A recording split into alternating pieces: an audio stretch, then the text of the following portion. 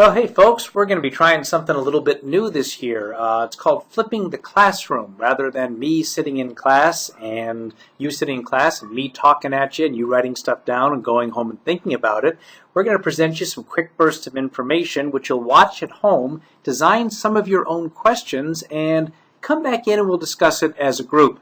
This kind of experimental one. This one is fairly quick. Here's the key. Follow along with my voice. Take some good notes while you go. We've talked about how to do that. And then come into class with at least 2 questions. One of them factually based, something you didn't understand, something that you didn't quite get, or you want to know a little bit more about somebody.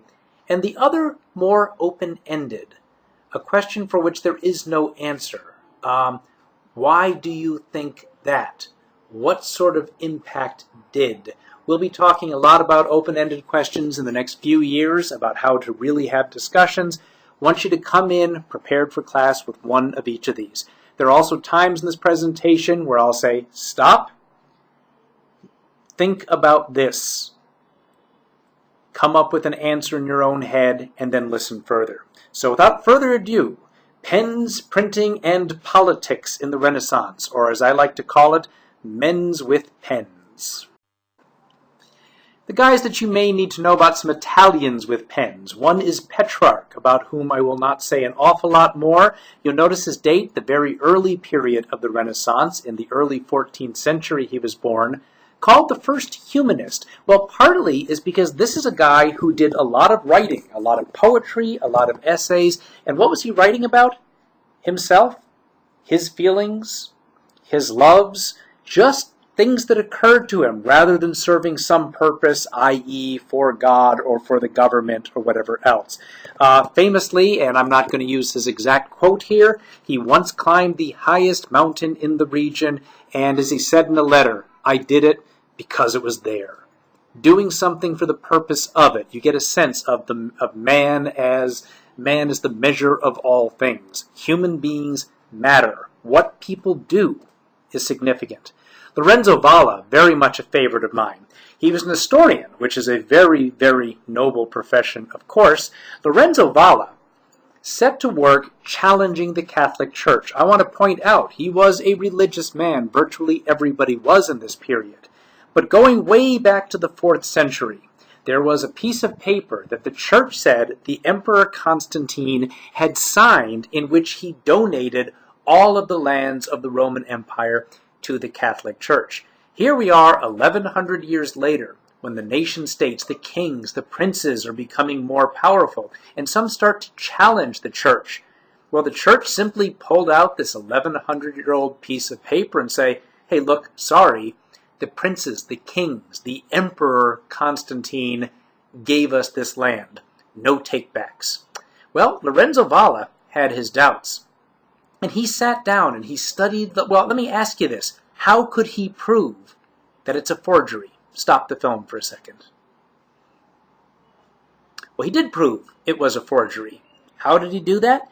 Well, number one, he looked at the language used and discovered that the Latin that was being used, allegedly in the 4th century, had actually not been used at that time. There were words that simply didn't come along until 500, 600, 700 years later. Secondly, he analyzed carefully the ink, the paper, recognized that the materials being used, they came from the 11th century. In other words, the church had a forgery and was basing its power, or its ultimate power, upon something that was not real. Was Lorenzo Valla saying the church is evil? No. Was he saying I am not a Christian? No. But because it was important for human beings to know, human beings had to know the truth. The other two, Niccolo Machiavelli, a name you might know, and as an Italian, a name as you'll ever hear, Baldassarre Castiglione, we will talk about in a little bit more detail. Stop. Ask yourself if you've heard the name Machiavelli. If so, what associations? And if you were to refer to somebody as Machiavellian, does that mean anything to you? Now, in some cases, it definitely doesn't, but for some of you, you might say sinister, controlling.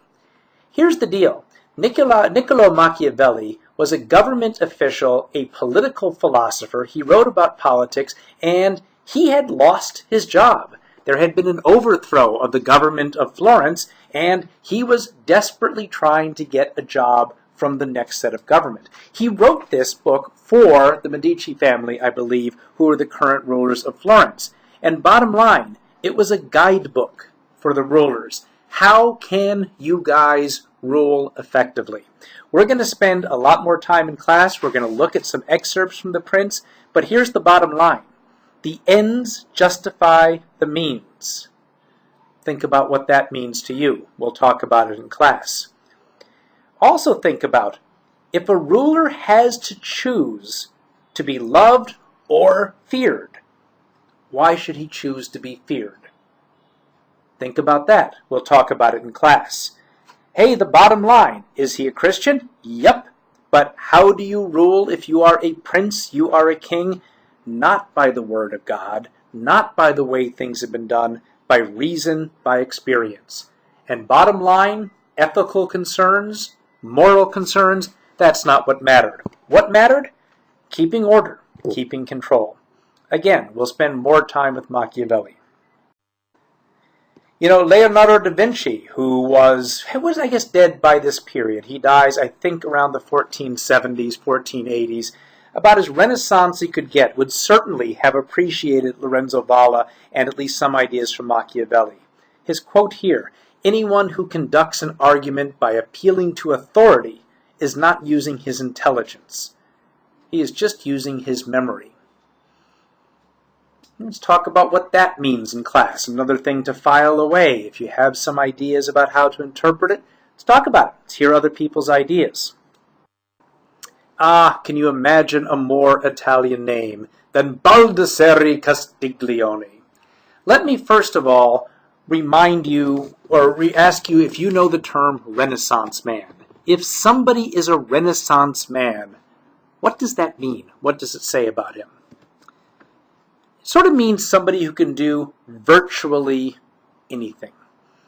A guy who is not simply a teacher, but he is strong and powerful. He is an athlete, and he is an artist, and he is a singer, and he can do all things. He is mannered, he is cultured, he can carry on conversation. He is a gentleman, or if it's a she, a lady. In other words, not limiting yourself to the one thing that you do well, but doing all things well. Well, this idea by the 1520s had certainly been around in Renaissance Italy for a while, and Baldassare Castiglione writes the book Il Cortegiano, the Book of the Courtier. It is published translated in numerous different languages, and it becomes the guidebook throughout Europe for how a sophisticated modern man should be. It's not enough to do one thing. You have to be an artist. You have to be a singer and a musician. You have to be a warrior. You have to be an athlete. You have to be a religious man. You must be mannered. All of these types of things. And what you sort of get is a melding together, as it says that, of the idea of the powerful and brave medieval knight, but with the learned gentleman of the Renaissance. You want to talk about something that changes history. We talk about the internet has changed things. It sure has. But I want you to think for a moment how this simple invention, a printing press with movable type, that's the key. In other words, you don't replace whole words. You replace letters. You take out a small e, and you take out a small g, and you take out a small G again, and then an S, and it says eggs, rather than having to hand write the word eggs. Stop, think for a minute, make yourself a short list of the types of things that would change as it comes to Europe in 1455. The printing press, of course, allowed books to become cheaper. You've got to understand that if you had 10 books in the year 1450 in Europe, you were probably one of the richest men or women around. You would have unlimited wealth, because what did it take to get a copy of a book? You had to pay somebody to spend perhaps an entire year of his or her life, hand by hand, letter by letter, rewriting every single page. Think about your textbook, how long it would take somebody to sit down with pens, ink pens, papyrus paper, and start writing every single word of it. It would probably take somebody literally years to do it. If I'm going to do something and it takes me 3 years to do it, I'm not going to take 500 francs for it. I'm going to want a lot more than that. So books become common, ideas become common, and you know what? Let's come up with a list in class of why that might have mattered. You'll notice that it spreads. Sure, it starts here in Germany, and this is where the initial printing press came from in Gutenberg, but it spreads throughout Europe, and within about 100 years, all of Europe has access to printing presses.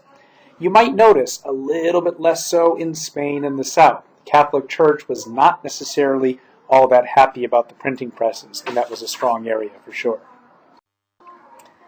Yep, just taking a look, it's nice to see the images historically. There's Gutenberg's Bible. That's probably what the printing press, that's a recreation of it, some of the illustrations.